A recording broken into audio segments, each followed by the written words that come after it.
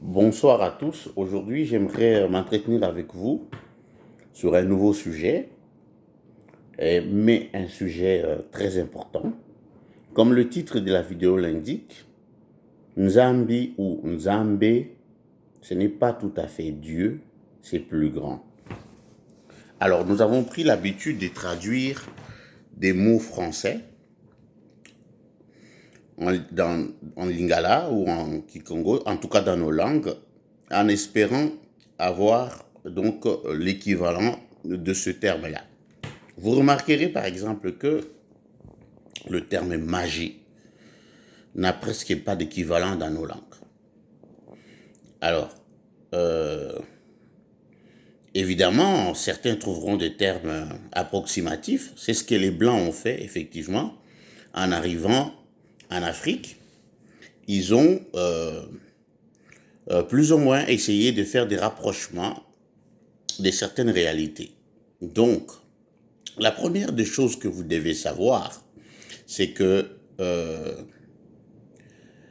le terme fait appel, donc le nom ou le titre d'une réalité fait appel à un concept. Et en tant que tel, un concept euh, renvoie donc à la compréhension que les gens, ou disons la société, qui avait énoncé le terme pour nommer le concept ou la réalité, avait dans la tête. Donc, lorsque les Occidentaux disent Dieu, il ne faut pas croire que cela signifie Nzambi ou Nzambe.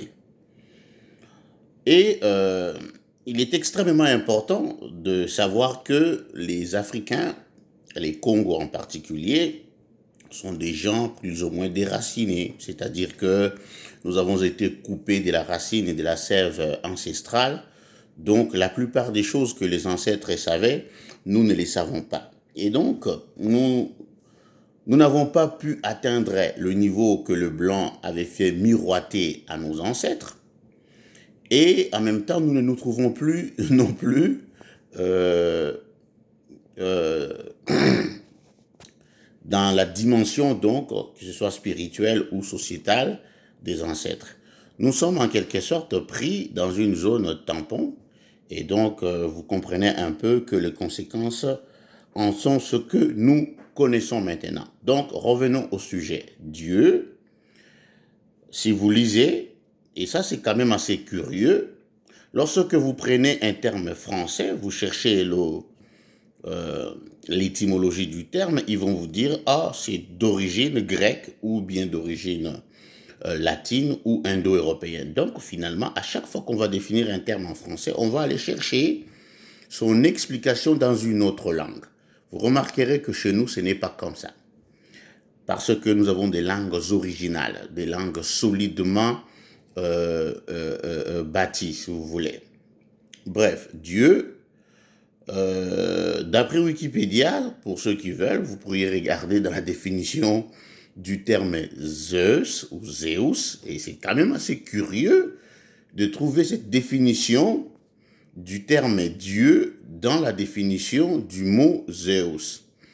On dit qu'en fait Dieu, Dios, on dit aussi Deus, Zeus, tous ces termes proviendraient donc de la racine indo-européenne diu, qui veut dire élément lumineux de l'univers ou simplement jour. D'ailleurs, on a un adjectif en français, diurne, qui signifie donc du jour, qui est opposé à nocturne. Et donc, vous voyez, la première chose à savoir, c'est que lorsque les sociétés occidentales ont voulu donc comprendre le suprême, ils l'ont tout de suite identifié à la lumière. Et vous trouvez également cette notion dans la Bible, où il est dit, la nouvelle que nous avons apprise de lui et que nous vous annonçons, c'est que Dieu est lumière et il n'y a point de ténèbres en lui. C'est-à-dire que dans la conception occidentale du suprême, il n'est que lumière. D'où le terme Dieu, Dieu. Donc, cela exclut donc tous les aspects non lumineux de l'univers. Notamment, le ténèbre devient donc, si vous voulez, une entité ou une réalité sous l'autorité d'une entité qui serait opposée au suprême, au créateur. Et donc, la première des choses à savoir, c'est que cette conception des choses, c'est comprendre tout à fait, dans la mesure où, pour des populations qui ont évolué dans un environnement où la nature n'était pas du tout clémente, donc, ils étaient plus, on va dire, dans des conditions plus bénéfiques le jour, quand il y avait le soleil en tout cas, donc ils trouvaient plus facilement la nourriture, ils étaient moins attaqués par des animaux sauvages, etc., etc. Donc, on va dire que la dimension bénéfique que apportait le soleil, la lumière de manière générale, et au départ, on ne parlait pas d'un dieu, il parlait des dieux, donc ils étaient forcément polythéistes, de telle manière que la lune, qui était une forme de lumière, était un dieu. Les étoiles représentaient des dieux.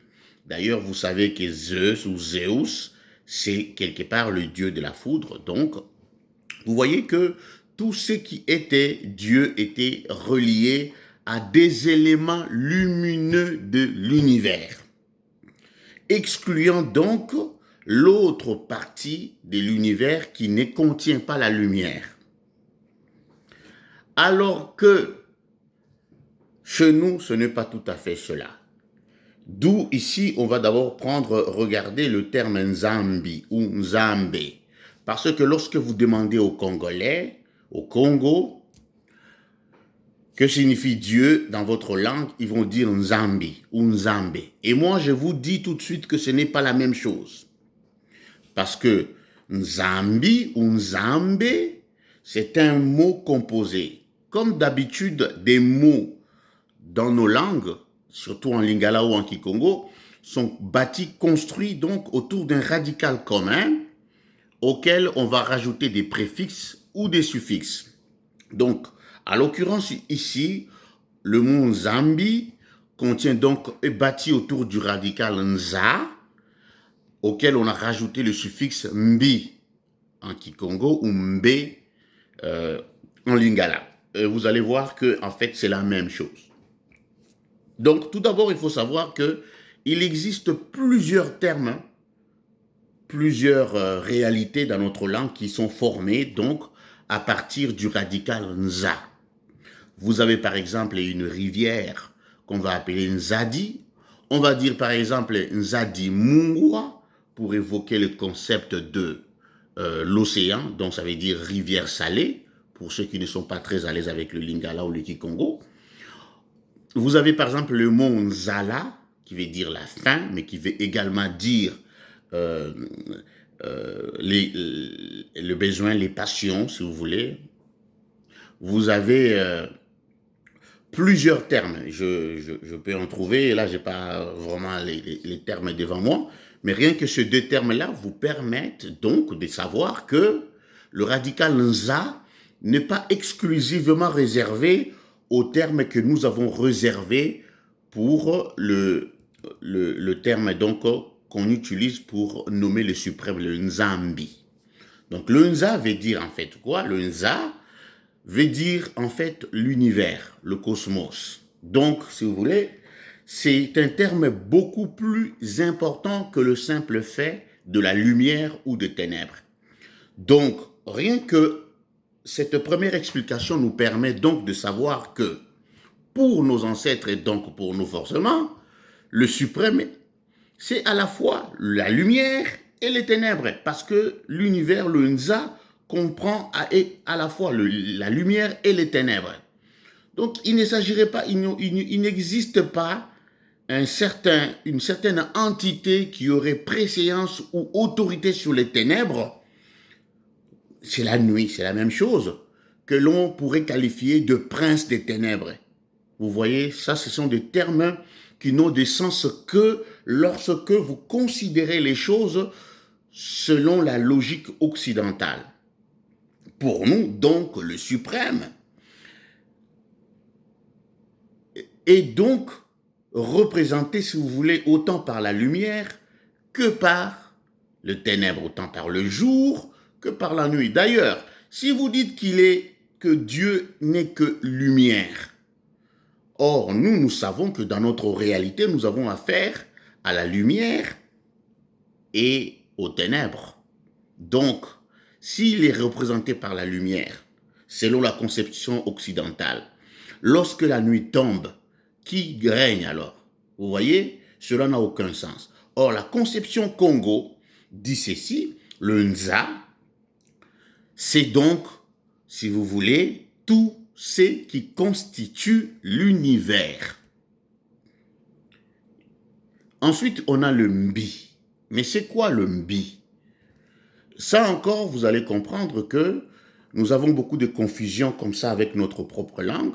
Voilà pourquoi j'espère que ces petites vidéos que je fais pourront aider certains à voir un peu plus clair.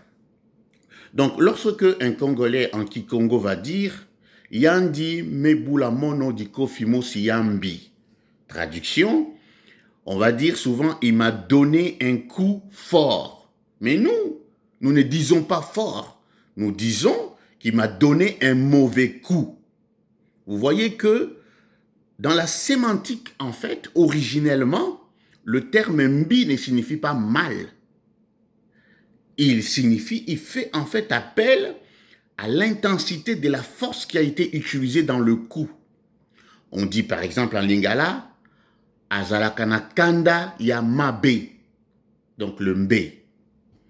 Et ça aussi, ça ne veut pas dire qu'il s'agit d'une colère mauvaise en termes de mal et bien, mais il s'agit encore une fois de l'intensité de cette colère-là.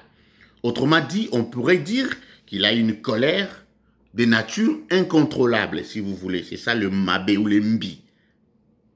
Donc, partant de ces deux explications, vous voyez, d'ailleurs une parenthèse, vous avez par exemple quelqu'un qui va vous dire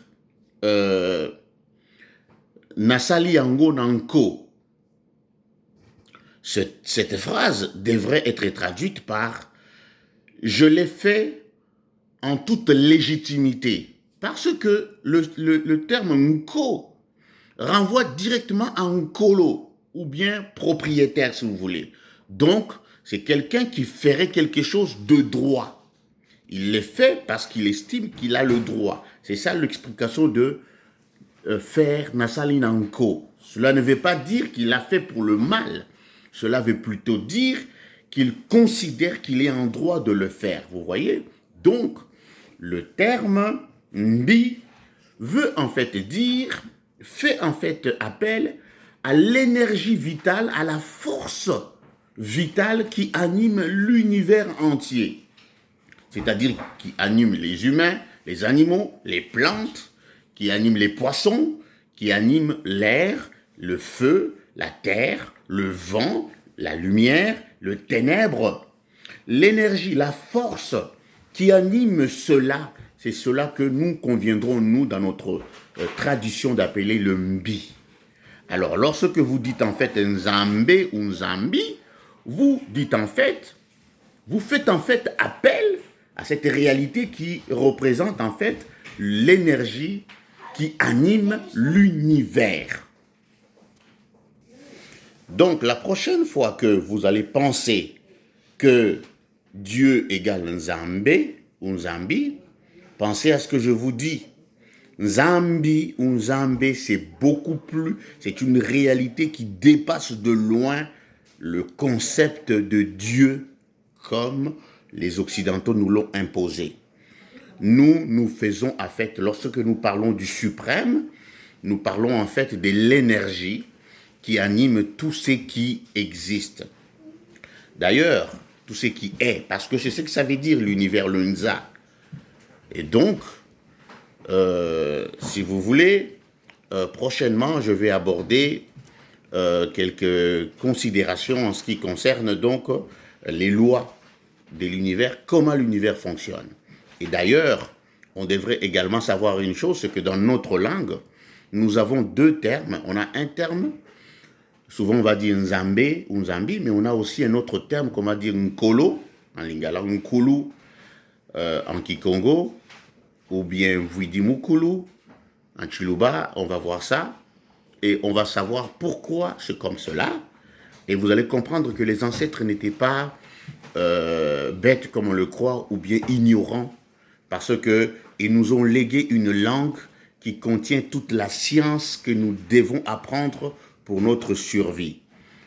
Et donc, prochainement, on verra quelques considérations concernant le divin, si vous voulez. Là, encore une fois, on n'a pas le choix de revenir à ce terme, parce que c'est comme ça que les autres le comprennent.